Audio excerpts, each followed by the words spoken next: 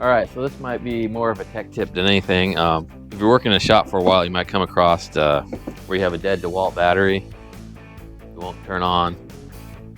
Put in a charger. It won't light up or anything. Because this battery was discharged completely all the way, and these lithium ions don't like that. See, this is a good one. It's charged. Why that happens is if you leave it in like a radio, it'll deplete it all the way, or if you use the we got a bunch of tools that have the DeWalt adapters on them. They go from 18 to 20 volt, and if you leave these plugged in, it'll drain the battery all the way. So what you got to do, you got to bring them. You can bring them back to life. They're not garbage. So you have on here it says B positive and B negative on both these batteries. So you take the wire and you're going to jump between the two, just B positive to B positive.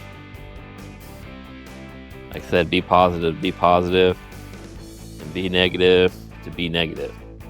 It should only take a couple seconds.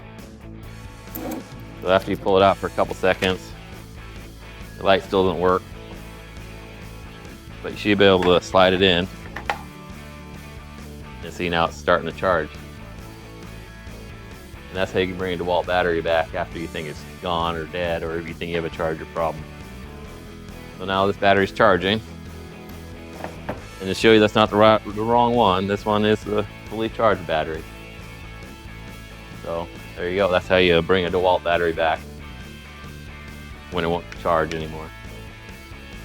Hopefully that's helpful. Just a little tech tip I've learned over the years. Hopefully it'll help some of you guys out before you throw away a battery or think it's no good. Stay tuned for more tech tips from Frostbite Garage.